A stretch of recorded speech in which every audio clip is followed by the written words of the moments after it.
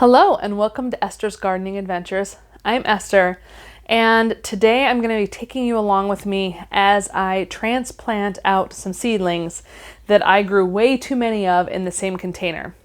Now I'm going to be transplanting what's called alyssum flowers. They're these little white sort of ground cover type flowers. Really, really pretty. It's my first year growing them, and I planted the whole seeds in the dollar store 25-cent packet. So there's a lot of little plants in this one container, and you're going to see me transplanting them from what is one half of an open milk jug. And that's because I used a process to grow those seedlings called winter sowing. Basically, you grow your seedlings outdoor all winter long. You leave them outside in milk jugs, soda bottles, things like that, instead of growing them indoors under grow lights. And there's all kinds of benefits to winter sowing. You can check out my Winter Sowing 101 series to find out more.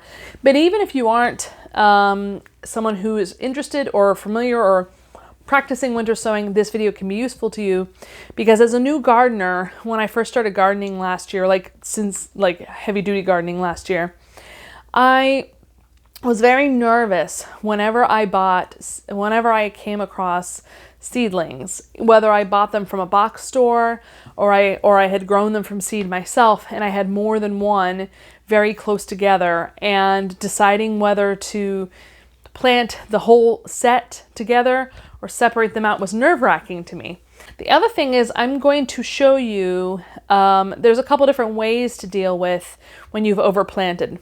And one of them is like the chunk or hunk of seedling concept, in which you just plant big chunks of those seedlings together and you don't worry about how many are going to survive. You just kind of let the survival of the fittest happen. What that means is that the other plants theoretically will either die off or they'll all grow together. And this was my first year trying that method, so I'm not as familiar with what the end result is.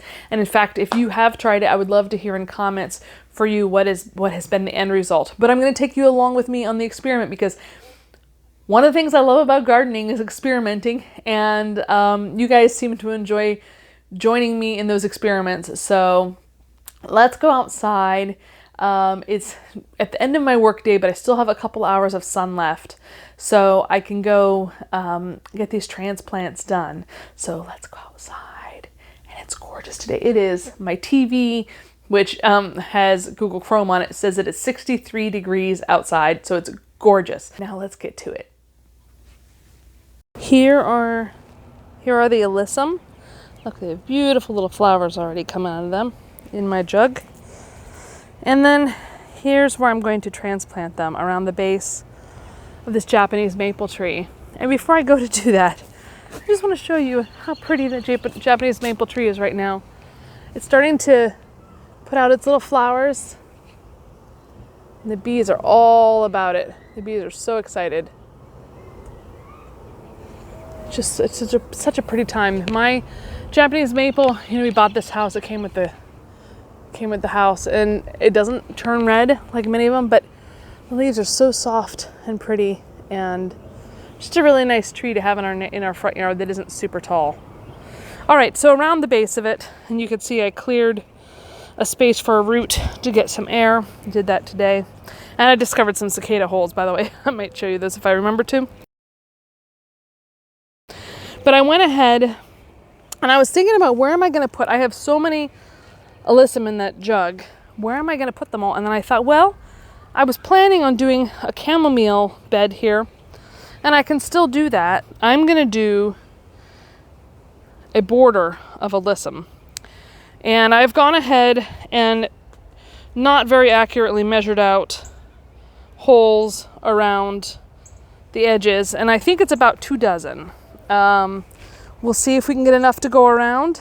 If not, I'll just plant some seeds, and then we'll have some more.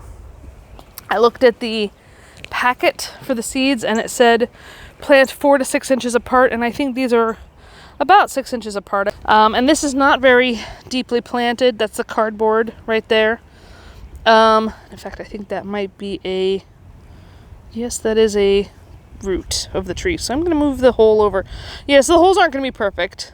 And I'm just going to go around and transplant them. But before I do that, I want to show you my method. So I should note for you first that I have separated seedlings from winter sowing jugs before. I did it last year for vegetables, but this will be my first year doing it with a flower, specifically with the alyssum, and so I'm not sure exactly how they're going to behave. I also don't know how tangled the roots are, so I may not be able to do 24 holes. I may do 6 holes with clumps of alyssum seedlings. I have our jug here. I actually already took some of the seedlings out to give away at the seed exchange I went to. So there is, well, you can see it, but there is a chunk of soil missing. I think you'll see it better once I take it out. I'm just going to put my hands in down to the base of the roots as much as I can so I'm not squishing any flowers. Trying to lift this off. Lick my fingers for a little extra traction. And there we have it. If we look down, you can see the roots. And, well, there's some that probably didn't make it. Now let's see if we can get one out. Let's do this as a test run. Here we have 4. 4, you can see. 1, 2, 3, 4 all together. And I'm just taking my fingers and gently pulling, kind of going back and forth like when you're undoing a knot in a string, going back and forth. Okay, we got a decent amount out there. Now let's see if we can divide up. Let's see if we can divide up the 4 we have here. This one on the end, it's going to be, that's not the one that died. There's one that died next to it. This one on the end is going to be fairly simple because it's a little further away from the other. Oh, guys, there's a slug. That's what that is. Mr. Sluggo, you are not going to be in my seedlings. Here we have seedlings. And there was one that didn't quite make it already. But we have this one here. And look, I pull it out. It looks perfectly fine. It's got a decent root ball. I've had ones with less survive. So let's go ahead and plant this one up. I'm going to actually separate them all out first. And then I'll keep you on the camera for some of this. Now this one is definitely going to do well. Look at how nice and healthy it is. It's got some flower buds on top. I probably should twist them off, but I like to see how it goes. All right, I'm just going to divide this thing in half. There's a natural line here, and I'm just going to slowly. Oh, look, one came out on its own. Okay, there's one chunk. I am going to divide these up individually, but I'm trying to break it down into pieces. Okay, I have to say,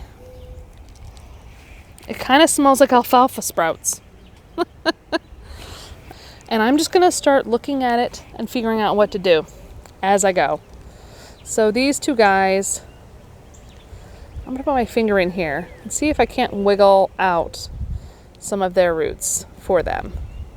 Kind of help them get a little bit of a loosened ball around where their roots would have been. So they can get, oh yeah, some nice healthy roots there. They're right on top of each other. Let's see. Look how easy that is, guys. Look how easy that separated. Beautiful, beautiful root system. 2 good plants. So you see, you can overplant your jugs. You can plant in sets. You can divide them up. You can decide how they're going to do. I prefer to not have them overlapping with each other because it's a lot less work when you don't have to do this extra little bit. But as you can see, pretty decent root system for 2 that were tied up with each other. And in a jug of hundreds of these. All right, so now I'm going to get to doing this individually instead of talking to the camera for it because it'll take me all day otherwise.